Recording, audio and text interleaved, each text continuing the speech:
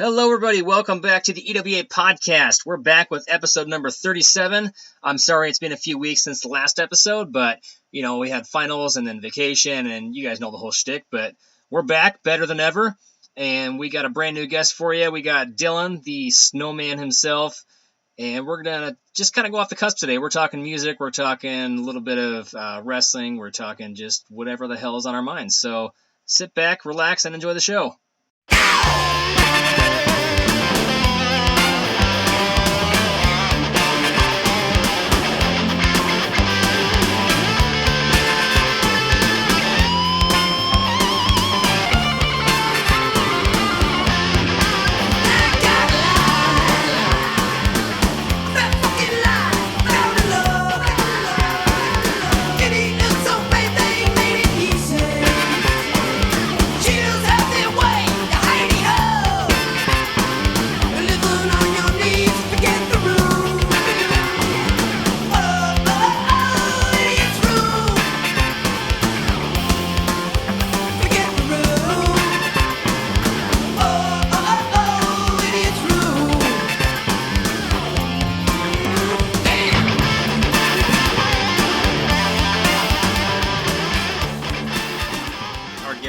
One of the longest tenured guys in the EWA, likely also has the longest hair in the EWA.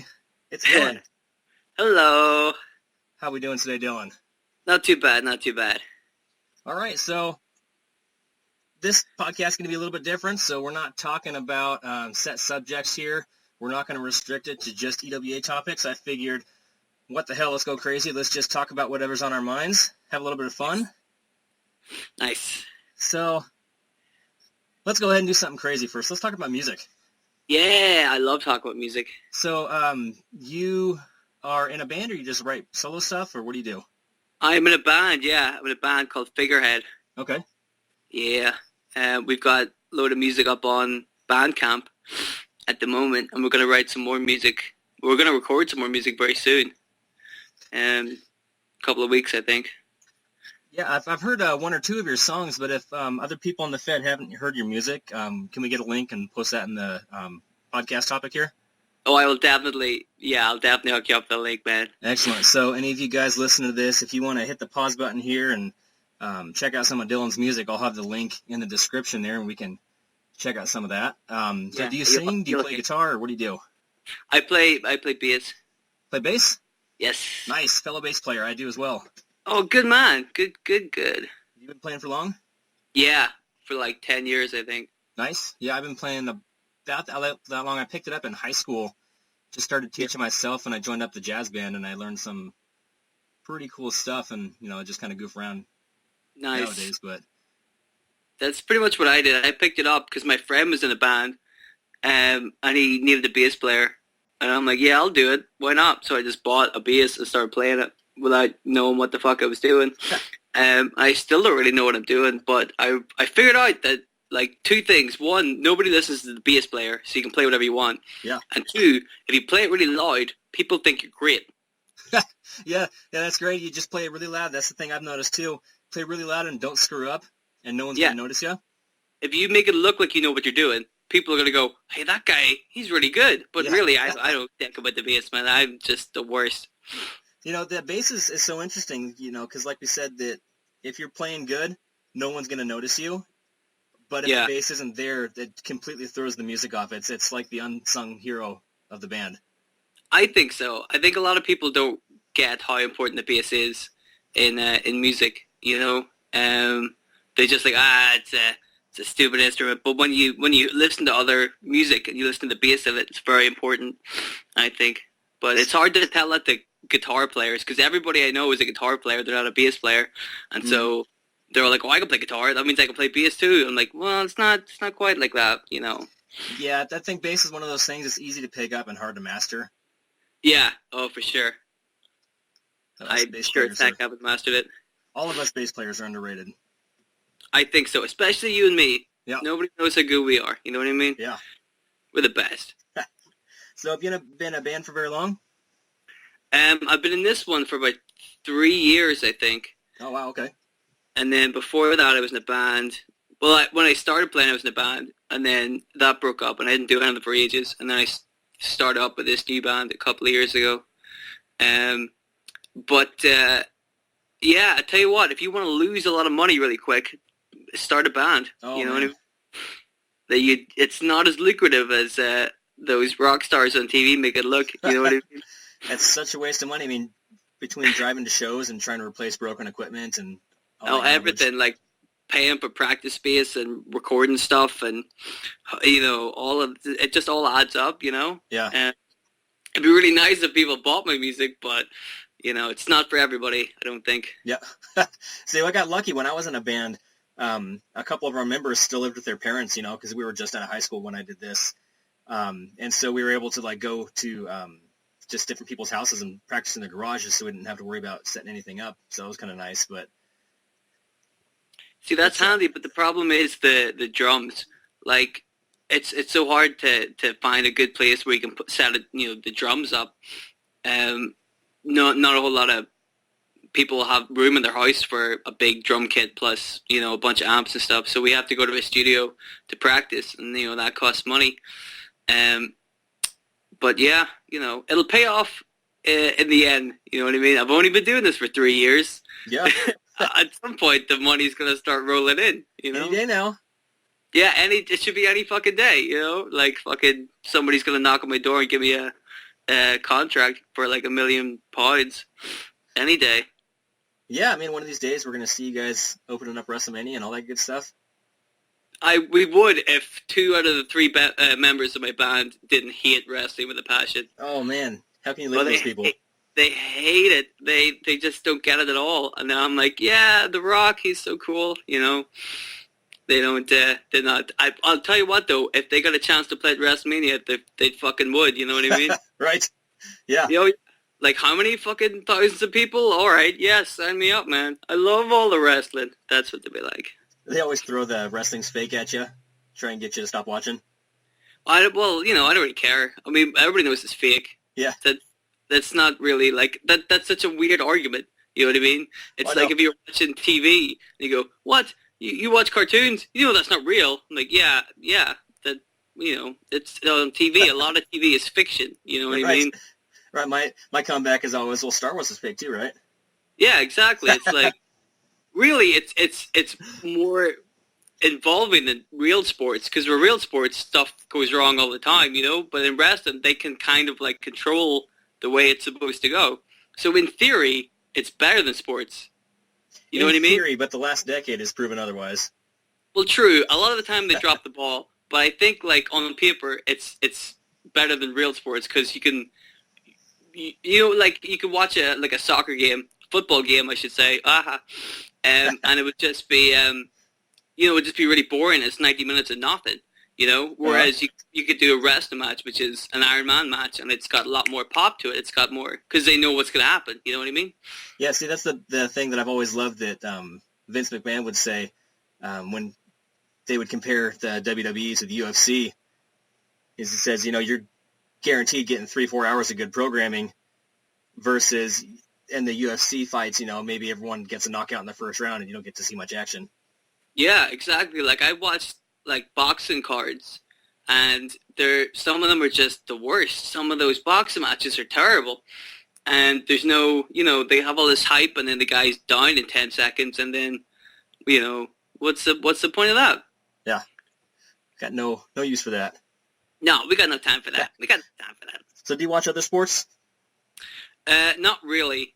I watch a little bit of ice hockey, but I like ice hockey, but I don't really keep up with it because there's not a whole lot of coverage over here, I don't think. Yeah. Ice hockey is a big sport in Northern Ireland. It's not there's not a lot of coverage, even though the NHL is based in America. You don't see too much coverage of that even over here unless you're in the city that has a team. Yeah. But I don't know, I guess it's pretty big in some places.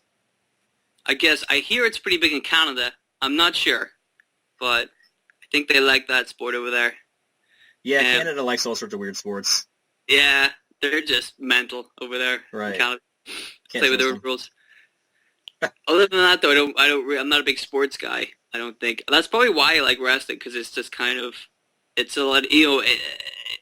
Sports, I'm not a big fan of, but wrestling, because it's sports entertainment, it's kind of different. It's got a lot of like funny stuff in it, and like wee bits that you wouldn't see in other sports. You know what I mean? Like, for example, if I may talk about the WWE for a second. Sure. At WrestleMania, you saw WrestleMania? Oh yeah. When the New Day came out, and they did their entrance with the Dragon Ball Z. Oh, and the giant box of cereal. Yeah. And I'm like, you can't get this in any other sport. This is the greatest thing I've ever seen. I was in love with it. It was so good. I was like, a giant box of cereal. Why didn't I come up with that? That's so good. Right. That's totally a BWO gimmick. I know. I'm like, this is right up my street. But you can't get that in any other sport. You know what I mean? You don't get American football players just bouncing out of a giant box of cereal dressed like Dragon Ball Z characters. And which then is later a shame. a guy comes out and makes his entrance to the flamethrower. Exactly. Like, what the hell was that about? But if anybody's going to do it, it's going to be The Rock, right? Exactly. Yeah. I mean, just all the way through it, I'm like, did I write WrestleMania this year? This is insane. It's just crazy. But I loved it. What you're telling us is you secretly write for the WWE. Yeah, and that they listen to my bullshit ideas. That's unbelievable. That's wonderful. Probably not in the long term. So you're the reason that wrestling's where it is. Yeah, I feel like it's, yeah. I'm like the Vince Russo of writing, because I have a lot of ideas and like 2% of them are good, but you know, I think they're all great. Right. So okay. So let's talk a little bit of BWO. Yay. Okay. Okay. So I've always been curious how much of the BWO is based off of the real characters and how much you're just making shit up. Oh, it's all made up. It's all 100% made up. Really? I don't think there's anything I write. I don't think that really plays into any of the real life characters at all. Because I was watching something on the WWE Network, and it just made me think of something that you would have done back when, Al Snow and Blackman. I think I know which one you're going to say. I know which one you're going to say, but you go for it. Let me hear. They were doing like a backstage segments about like traveling through time and being detectives. Yes. Yeah. Good Lord. I watched that the other day. Me and my brother were watching the network, just going through old shows, and that came up, and I loved it. I'm like, that's my favorite thing. The BBO aren't really, okay. When I started writing role plays, I didn't really have like a writing style, and I didn't really have a character that fit the style, because I was just making it up on the fly. And then after a while, I joined a Fed, and I thought that I should be Al Snow, because on TV, Al Snow is kind of weird and stupid. Mm-hmm. So that kind of ties in with my just weird and stupid, hard to read role plays. So I guess that's the only tie-in, is that I know Al Snow was weird and would fit the kind of bullshit. But then again, the shit I write is just, ridiculous. It doesn't fit anybody, really. Right. So Al Snow, then the BWO really got their start in a different Fed? Al Snow was the second character I ever picked up as to roleplay with. The first one was Tajiri, because I loved Tajiri. Oh man, me too. Yeah, he was the best. But then I realized that Tajiri doesn't speak any English. And then I didn't know how to write myself out of that. So at first I had him with an interpreter who would interpret everything Tajiri said. And Tajiri would say really horrible, disgusting things in Japanese. And the guy would be really kind of trepidatious about saying them out loud in English. And Tajiri would beat him up if he didn't say everything he wanted him to say. Nice. But then I figured, then after a while I got rid of the interpreter because I couldn't be bothered. And I just assumed that Tajiri could speak English. And he went all these weird, wacky adventures. And then I thought, after that, I went to a different Fed and thought I should be Al Snow because that fit better. And then I was Al Snow for quite a while. And the Al Snow role plays, in the EWA now, we've got Marty Jannetty. Right. Have you read his stuff? Oh, yeah. Like, his stuff now is, like, spookily close to what my old Al Snow role plays were like. Really? Yeah, like, it's scary. I mean, like, they don't make any, they're all kind of all over the place, and there's very little, I didn't have any time for coding. I couldn't be bothered. Uh-huh. Couldn't be bothered coding, couldn't be bothered spell checking it or reading it over. I just wanted to write it and post it, and, it had to be off the cuff. I thought it would be better if it was off the cuff. So I just put no effort into it. Not that Marty Jannetty's not putting any effort in. I want to just make that clear. But, and they were just these weird kind of, like, role plays that made sense to me, but I realized that they might not have made sense to everybody else. You know what I mean? Yeah. There's a lot of stuff going on, but it happens really quickly with no build-up, and you're like, wait a minute, what? And then you're at the end of the role play, and you don't know what the hell just went on. And I love that. I love Marty Jannetty's role plays because they remind me of my own. Do you guys get the Old Spice commercials over there with Terry Crews? No, we don't. No. Okay. I don't think so. For any of you guys that haven't seen the Old Spice commercials with Terry Crews or Isaiah Mustafa, look those up on YouTube. And reading through the Marty Jannetty RPs, they a lot of times play off just like one of those Old Spice commercials, and it cracks me up. Are those the ones that Tim and Eric directed? I'm not sure. Okay, because they directed a bunch of Old Spice commercials, and have you ever seen their stuff? I might have. I just not recognizing the name. Yeah. Tim and Eric, they're really, really strange. So. Oh wait, are those the guys that had the show on Cartoon Network? I don't know. Or you guys don't have Cartoon Network, do you? No, I don't watch Cartoon Network. Okay. Because I don't watch cartoons. They made, what did they make? Tim and Eric Show, Great Job, I think was the name of their show. Okay. Yep, that's the same guys I'm thinking of. Okay, yeah, that's really, really weird. Yeah. Yeah, but I've only seen a little bit of their stuff, but I think it's pretty close to those Old Spice commercials are just like really fast and random stuff happening. It doesn't make any sense, but yeah, you just can't help but laugh at it. Oh, they're so good though. So, with your other BWO members, did you one day just decide that all these guys are going to be in the group, or did they slowly come one by one? That was me and Bryce. Me and Bryce started the EWA together because he started as William Regal, and he came to me and he said, I need some backup here, buddy. I need some backup, because he had joined the EWA and he read the role plays and he was like, oh, these guys are going to kill me. I think we all go through that when we first started. Yeah. This was in 2006, and like that shows you the standard of role plays. Right. From 2006 to now. Like, me and Bryce came in and we had like loads of experience role playing, and we came in and we were both like, oh dude, these guys are going to just like smoke us so bad.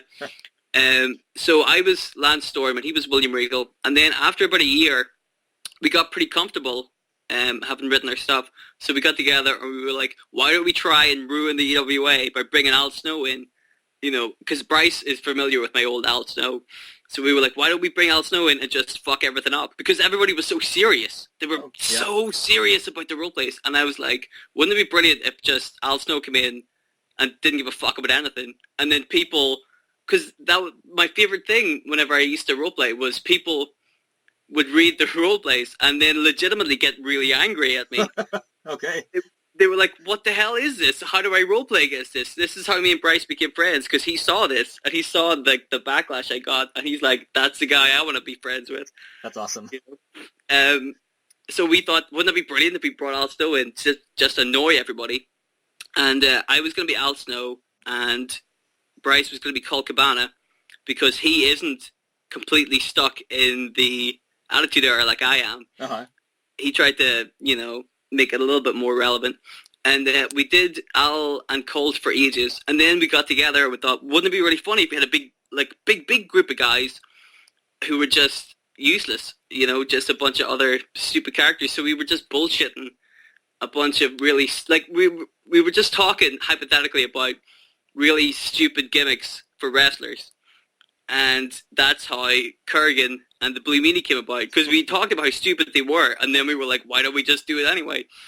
Kurgan, his gimmick was he couldn't pronounce the letter K, so he was always called, he's always called Urgan. Makes sense now. Because he can't pronounce the letter K, even though it sounds the same. When you say it out loud in letters and stuff, or in words, it sounds the same as C. Yeah. Let's gloss over that. Let's not worry about that. He can't pronounce the letter K, so he used to get really angry whenever anybody else would use the letter K in a sentence, and he would just go crazy. And then the Blue Meanie, the Blue Meanie. I feel this out now, but the Blue Meanie used to be inhabited by the spirits of dead wrestlers. Oh, really? So yeah. So when he started, he would just start doing the crippler crossface to people, like Chris Benoit, and he would just have that kind of murderous attitude that I thought Benoit had because he killed his family. So that's where the Blue Meanie came from. He was just he was a murderer because Chris Benoit was a murderer, if you know what I mean. That's incredible. And so I did Test as well, a week after Test died. Oh, really? Yeah, just, I didn't give a fuck. Why, it's Test. But then after a while, that kind of faded out. And and the Iron Sheik we put in because we loved the Iron Sheik. Uh-huh. We didn't change. Whenever I write the Iron Sheik in my role plays, I don't write it. I just go find stuff he has already said and just, write it down. That's awesome. That's all 100% the Iron Sheik whenever I write it because I can't do better than him. He's just the best. So me and Bryce brought these guys in, and they were called the Job Squad back then. Right. In 2007, I think, or whenever we brought the Blue Meanie in, 2008 maybe, just to really annoy people, But the problem we had then is the same problem I have now, which is nobody reads a BWO roleplay. So it's hard to outrage people when they don't read your stuff. So then what we used to do to annoy people is just sign up as other characters but not tell anybody. Right. Because we're idiots. We did Kai and Tai. Me and Bryce were Kai and Tai, but we did it together. Okay. Under the same account, and we would just write a roleplay I would write one roleplay one week, and then he would write one the next week, which I don't think is allowed, but we did it anyway. And then we were also, this is how we brought Kurgan in. Me and Bryce did the same trick with Kurgan. We signed up with the same account and would just, roleplay as Kurgan, as really, really, a really, really serious character. I can't remember why we picked Kurgan, but we did. And then about 3 weeks into this, we got really bored, really, really bored of this. So I wrote a roleplay where where Kurgan went and killed himself, and then that got it. Then people were outraged. Then people were pissed. They were like, "You can't do that." And but I don't think they knew it was us. I think we just posted it and just let it lie there. Oh, nice. Yeah, and then people were like, "You can't do this," and me and Bryce were like, "Yes, we can. We can do whatever we want." I tell you what, man, Bryce, I love Bryce, and he is the best at annoying people. He is the best. Did we ever tell you the story of Bryce getting banned for 1,000,000 years? No, I haven't heard that story. I love this. This is my favorite story. Do you remember Devin? I'm familiar with him. I don't know him, but yeah. There was a while where he was running the show, and Devin's he's a good kid, but he's a little bit sensitive, I think. Okay. He doesn't mind slagging somebody else off, but if they start slagging him back, it gets a bit touchy, right? Gotcha. So him and Bryce were good friends because Bryce loves slagging people off, right? Uh-huh. Bryce, but the funny thing about Bryce is he'll slag anybody off, friend or foe. He'll have a go at you. Uh-huh. So one day he just starts totally laying into Devin for no reason, and Devin gets really, really annoyed and bans him for 1,000 years or something. Is this what he said?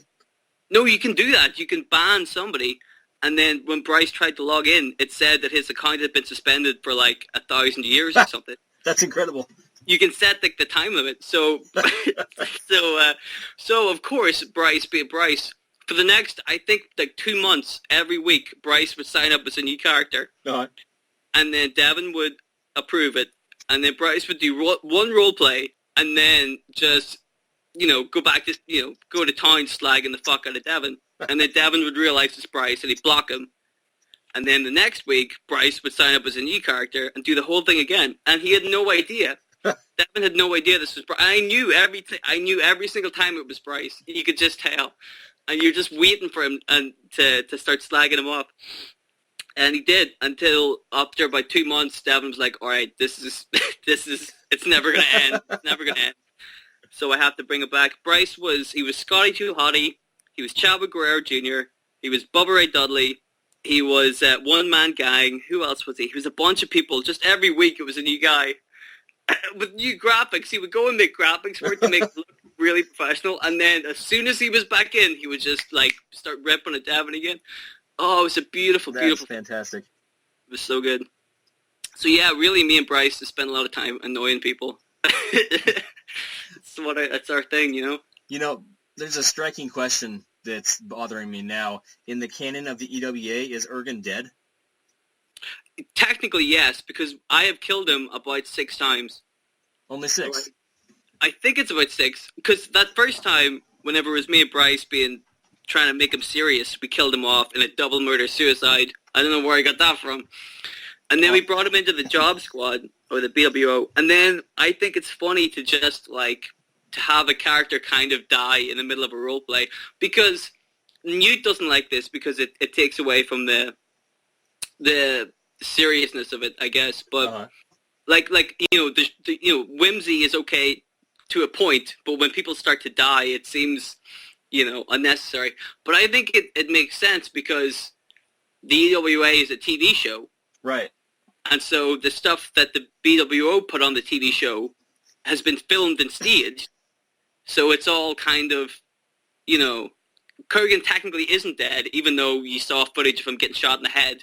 He's going to be back the next week because it's a show. You know what I mean? He's like Kenny from South Park. Exactly. Like, yeah, it's just it's a show. You can get away with that stuff because it's part of the TV show. Even though I have killed him off a lot because it's easy. He's the one. He's the one nobody likes. Nobody likes Kurgan. You know? So it's a lot easier to kill him off than the other ones.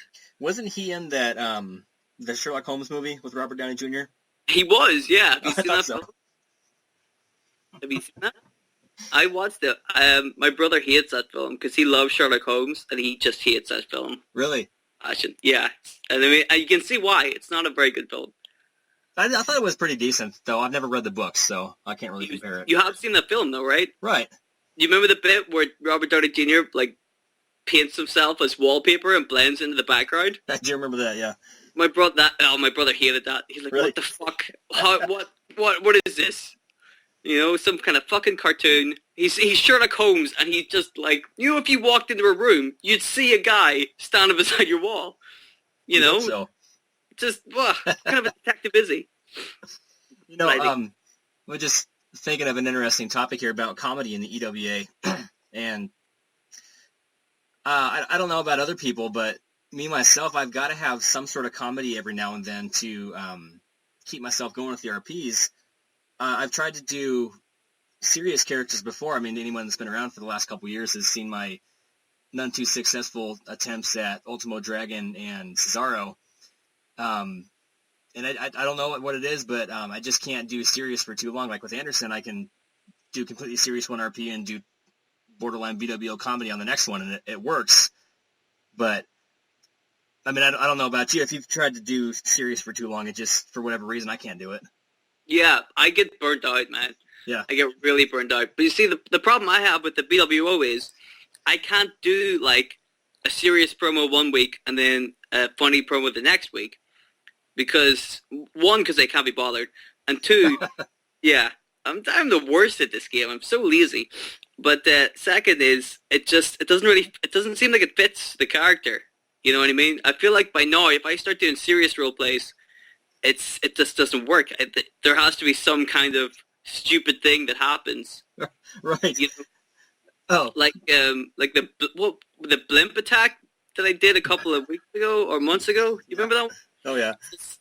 Why wouldn't a giant blimp just crash in the middle of the fucking field? Why not? You'd say that You say that your stuff is terrible, but here's the guy that's the all-time leader in Civil War eliminations and how many time tag team and national champion. But true, but I've still never won Civil War. I've never won Civil War. I really thought I was going to win it this year, and I'm so disappointed that I didn't win. You know, Civil War this year was so much fun.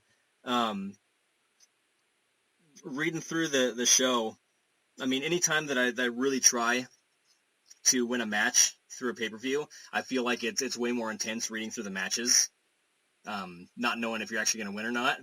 Yeah. And I swear when I saw that Lesnar was in the match, I just about gave up. Yeah. Based off of stuff that Key did last year, seeing that Lesnar was in the Rumble, I just about lost my shit.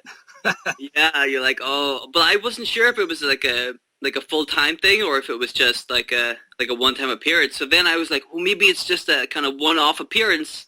You know, maybe Lesnar's not going to win this thing. And then he gets eliminated by Colt Cabana somehow. Right. I don't know what that's about. Oh, that was fantastic. It was good, man. It was a good show. Yeah. No, that's pretty interesting that that Key had to come back just for the Civil War, and it looks like they're continuing the storyline with Lesnar being suspended. So, yeah. Man, I don't know what's going on there, but I'm liking where it's going. Yeah, he'll be back soon, I reckon. Yeah. Yeah. Yeah, him, and I'm hoping to... Well, we got a bunch of heavy hitters gone right now. JD's still gone. Yeah.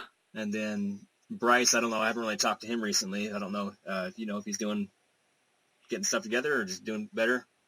I think Bryce just needed a break, Gotcha. And I don't blame him, man. I mean, I could do with a break. I've been here for like 10 years. That's like the most depressing thing in the world is that I've been in the EWA since like 2006. Yeah. And I haven't really taken like a big break. Like every time I end a big major character, I'll just jump on and play Al Snow again. Because I'll get really burnt out if I do a serious character. Yeah. So then I'll just jump in Al Snow and then just, liven things up. And it's a lot easier that way to just write Al Snow roleplays. Sure. And then I'll get the itch and then I'll need to do a serious character again. I'll do that for about 2 years and then just burn out again and then jump back into Al Snow. So I've been... really consistent, and I haven't like properly taken a break, which is my own fault for being stupid, I guess. I can't help it. Do you consider JoJo to be a serious character, or are you just kind of riding a fine line between serious and comedy with that? JoJo is the closest I've got to riding that fine line between serious and comedy. Okay. Because the BWO is like so ridiculous. But that's the thing, when I do like a serious character, they're so serious, there's no comedy in it at all. They're like 100% serious. And that's why I get burned out, because I just kind of write myself in the corners. But then the BWO is like the opposite. It's just ridiculous and stupid. So I think JoJo is kind of like it kind of grounds the BWO a little bit. Brings it back down, and you remember that they're all people instead of just cartoon characters. So was Blackman, was that the last serious character you had? Yeah, Steve Blackman, because I was Steve Blackman, and then I retired him in 2010, and then at some point I brought him back. I can't remember when I brought him back. And then I retired him, I don't know when, 2013, maybe? Okay. I was thinking that you'd retired Blackman maybe right before I joined up, and I joined in May 2013. Oh, yeah, that sounds about right. I just got bored. I'm like, I can't do any more with Steve Blackman, Yeah. I mean, Steve Blackman says, like who picks Steve Blackman to fucking roleplay as anyway, Like, same guy that picks Al Snow and Ergen and Lance Storm. I pick the worst guys, man. I have like a Kai and Tai, and who else was I? Well, see, Lance Storm is a fantastic wrestler. He's just got no personality. That's what I thought when I joined up. I'm like, I can do whatever I want with him. Who gives a shit, right? Right. No one's gonna fucking know. I'll just make a load of stuff up, and then it'll be sweet. I was Raven as well in 2010, and I really liked Raven. Raven was really, really good. Yeah. But I don't know if anybody remembers my Raven. So what was that? That was in like the end of 2010. I was Raven, and then beginning of 2011. So that was before my time. Yeah, and that was some of the most fun I've had. Like legit. In the EWA, I just loved writing as Raven. But then I kind of I thought it's good to retire him before I get burnt out like all the other ones, you know. Right. No, I'm just thinking of random, like, weird gimmicks now, and it bring me back to thinking about the oddities. You remember them? Yes, I do remember the oddities. It's just that is probably why we picked Ergen for the BWO, was because me and Bryce were just like, this is the worst thing that's ever happened to wrestling. You know, it's funny because they were so over for God knows why. But looking back at it in hindsight, it's just the biggest collection of crap you could ever put in a stable together. Yeah, which, you know, I'm all for. That's my thing. But they really were, like, they were terrible, and they were over. It's so strange. Again, that's like it's an only WWF thing. Only they could do that. Only they could have a stable full of shitty wrestlers and then get it over somehow, you know? The Great Khali came around about 10 years too late. He would have fit in perfect there, wouldn't he? Bryce was the Great Khali at some point. Was he really? Yeah. Oh, that's awful. God, we really like just picking the worst people to play as, you know? You know, something fun that I've always wanted to do, a couple years ago, I don't know if, how many people will remember Community Kane. I remember Community Kane, so, yes. I got to play Community Kane once, and it was, so I think Newt would feed random gimmicks for you to try with the Community Kane. And basically it was a Prince and the Pauper type gimmick is what he gave me. Yeah. And so I wrote the RP about Kane finding his twin brother Cone working at a supermarket. I remember that one. I remember that one. And I had so much fun writing that. Oh, that was so good. I remember Community Kane because I sent Newt a bunch of suggestions. You know, whenever it started up, you could send him like ideas that Community Kane could have. Oh, really? Yeah, and I never got to play Community Kane, and I think that's because all of the suggestions I gave Newt were just ridiculous. Like, you know, he was a gardener. One thing I really wanted to do before John signed up as Kane was to have Kane just as a gardener. All right. He just gardens. He just, like, you know, cuts trees off, you know, and just plants stuff. It was the most boring thing I could think of. I'm like, that'd be perfect. Just that's what Kane does now. He's a gardener. You know, I never got to ask Newt to do it, but for a while I was thinking about just trying to take a bunch of matches as Community Kane just so I could try different gimmicks out every week and see how far I could push it. It's a lot of fun. I like throwing, like, continuity aside. You know what I mean? Right. That's the most fun. Whenever, like, when you don't have to worry about stuff, and you can just write whatever you want, it's a lot. So much fun, you know? Do you ever have a gimmick you started to play that you really liked, but for whatever reason it just didn't go anywhere? Yes, I do. Do you remember? Do you remember an old wrestler from WCW called Lash LaRue? Yes, I do. I was Lash LaRue in EWA, and he was like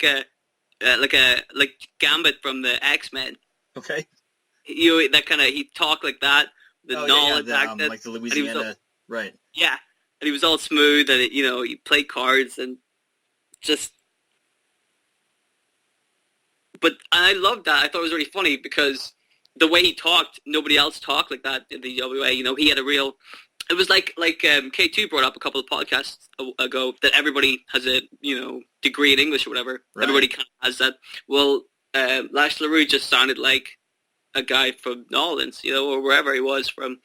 He didn't sound like anybody else. And I really liked that gimmick, but I just couldn't be bothered writing them. That was the problem. Like every time you wrote it, you had to think. You had to be really into his head to think about what he would say in this situation, and then how he would say it, with that stupid accent. And then after a while, I just couldn't be bothered. Yeah. Doing it anymore. And also, I didn't win any matches with him anyway, so I thought, fuck him. He'll be dead. Don't have to worry about that. Oh, I didn't kill him off. I haven't killed him off yet. Yes. There's still time. Yeah, there's still time. So it was last year, or maybe the year before, I tried to just do something off the wall. I joined up with a second account as Goldberg, and maybe you remember a couple of CDs getting posted with Goldberg a couple years ago. And what I was going to do is I wasn't ever going to take an actual match with him. I was just going to do his CD every week and have his record just start going up like crazy numbers. Nice. And I was just waiting to see if it would annoy anybody, but the whole gimmick was Goldberg's just wrestling for a paycheck and he hates life and he's contemplating why he's such a terrible wrestler and why nobody takes him seriously anymore. Nice. I like it. Just one of those time commitment things where I couldn't stick with it. That's the thing. Sometimes you just, it's hard to get the effort to do it. That's why I dropped all the serious characters, because when I wrote serious guys, I went all in. I was really like, I'd spend hours writing a role play, and then you post them, and then if you didn't win, it sucks because you spend so much time writing these big epic things. Oh, yeah. Whereas with the BWO, like, it takes no time at all to write them, and if I don't win, it's no big deal because it's just Al Snow with a bunch of idiots. It really makes no difference to me. Speaking of how easy it is to write, the comedy stuff, you had given me permission during Civil War to use the Blue Meanie, or no, I used Colt Cabana. Yes. For one of my RPs. Yes. Just the back and forth banter with him and Anderson is just like, you don't even have to try. It just comes out. I know. I know. That's the best. When you start, I'll just start writing dialogue sometimes, and then I'll forget what it is I'm supposed to be talking about because they just go back and forth so much. Right. And then you're like, oh, I've written like 2 pages of shit, and it's all dialogue. It's just nothing happens. It's just 2 people talking shit to each other. But it's so easy to do. It's so easy. As long as you're entertained, that's all that matters. I don't even know if other people are entertained. Really, when I write them, I just write them to amuse myself. Right. That's how it started. I thought if I get a kick out of it, it'd be really funny. Do you remember Dan? Do you remember Dan? I'm not sure. You remember Dan? Dan was Paulton Burchill. Oh, okay. Yep, I do. Me and Dan have a very, very similar sense of humor, and so there was a while where me and Dan would just start writing stuff to amuse each other, and you knew it was because you'd read the role plays and stuff would happen, and other people would read it and go, "Why did what are they talking about?" And me and Dan would be like high fiving each other, going, "Oh, I can't believe you wrote that. That's so funny," because we're idiots. There was one of my favorite role plays that we ever did was we did like a weird joint role play, which was Celebrity Big Brother. Okay. You guys have Celebrity Big Brother, right? I'm sure we do. I never watch it, but I'm aware of it. Yeah, but you know what I'm talking about. Yeah.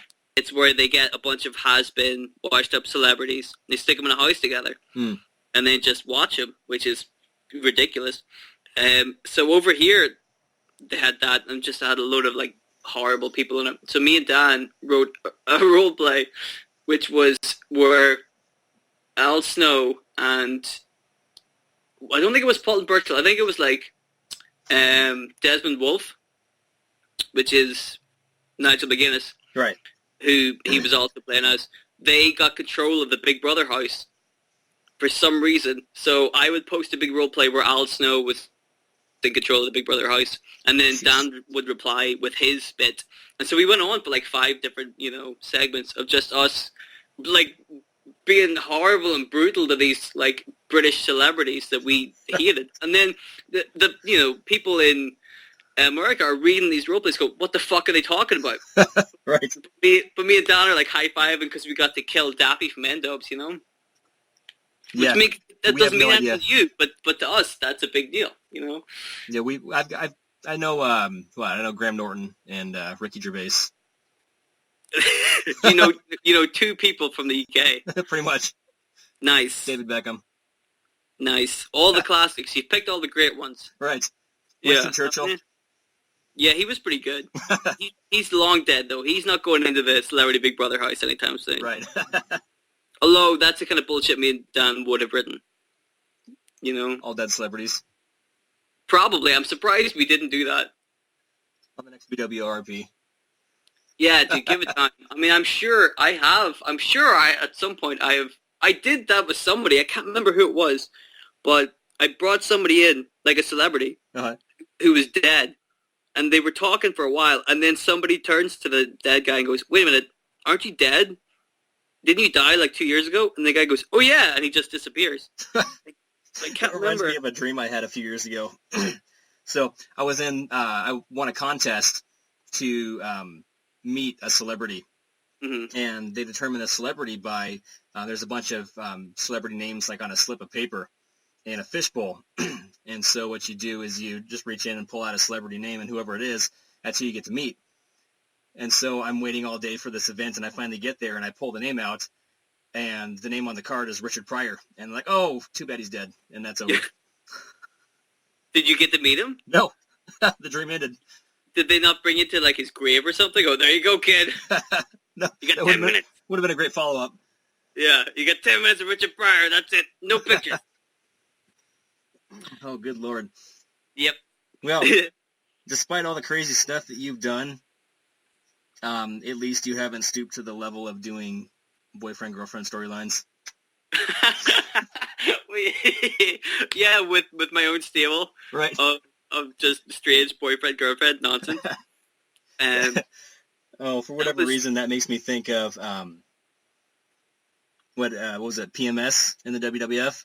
Oh, yeah. And who did they have? Who was it? That was Sean Stasiak. Was it? Okay, I thought so. Yeah.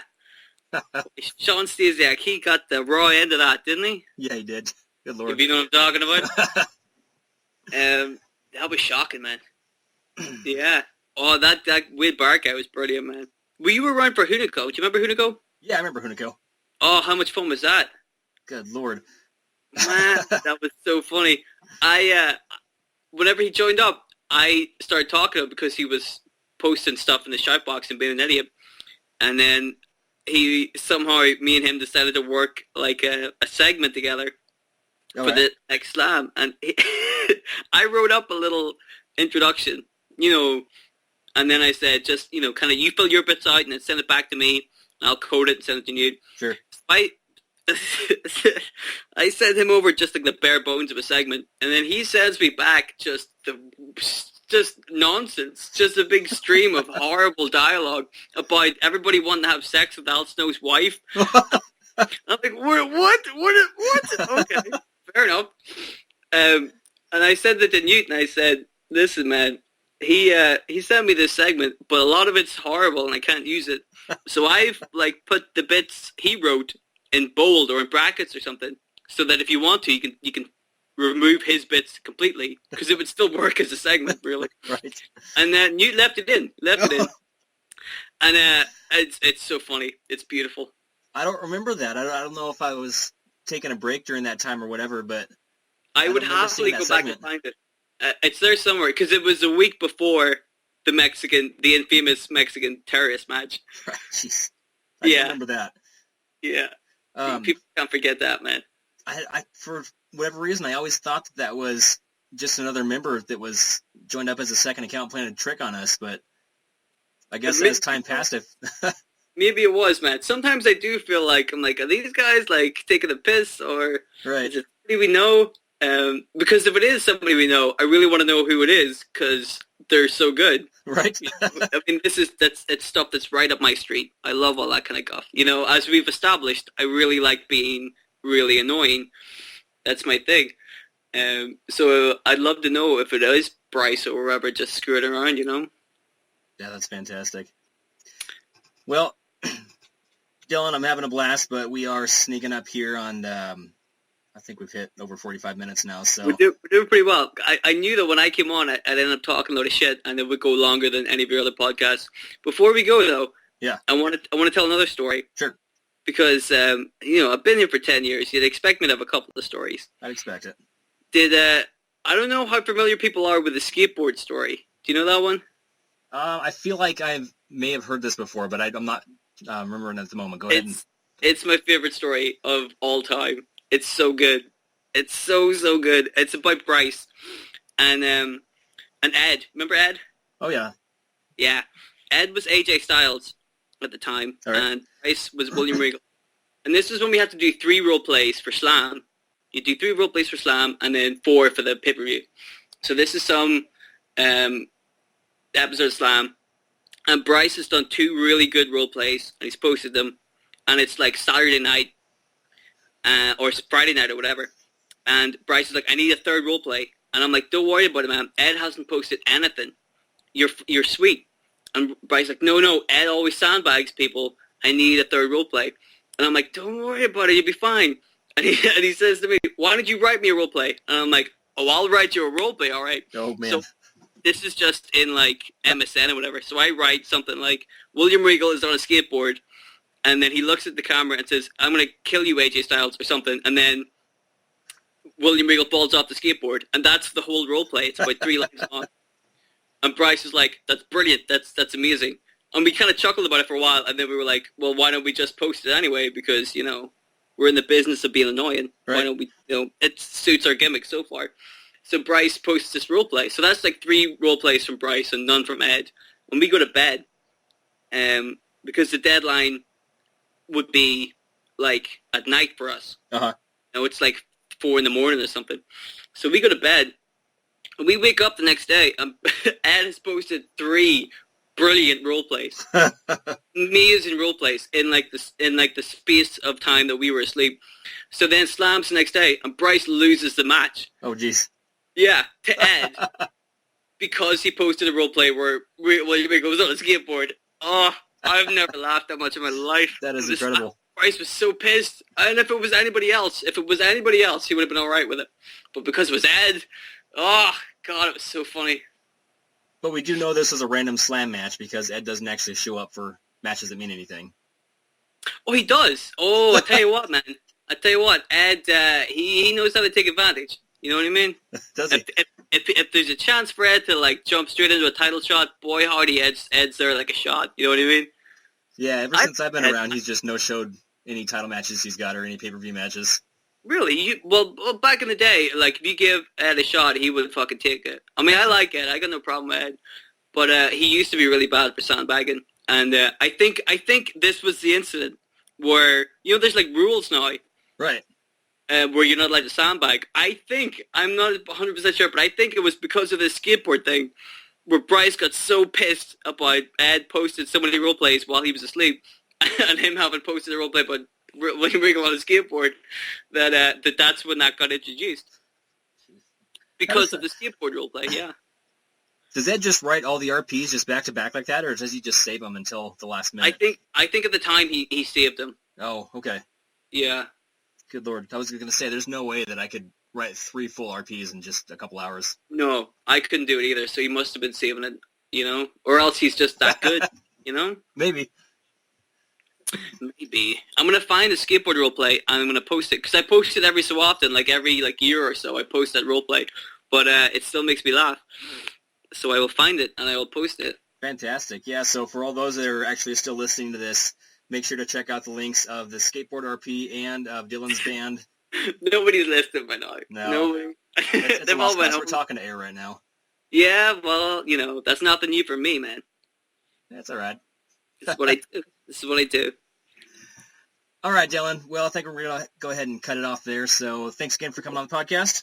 Not a problem, my friend. Any last parting words? Steve's a prick. And, of course, you guys know that a podcast is not complete without our stat man, John, giving us a little bit of a history lesson. So, John, take it away. This week in EWA history.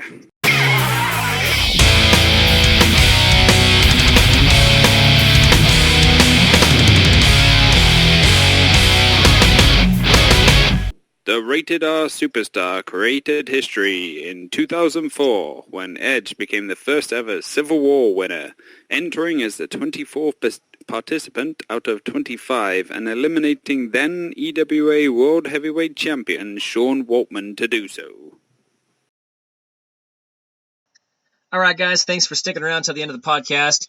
If you were truly able to hold your own and keep your attention through the entire thing, I've got to give you props. If not, you kind of suck, but you're not going to know the difference anyways because you're not even here to listen to this. Do Dylan a favor. Let's go ahead and check out that link down at the bottom here to his band. You can check out. He's got some great music. It's worth your time to listen to a few tracks. And also check out that incredible William Regal RP where he falls on his ass off a skateboard.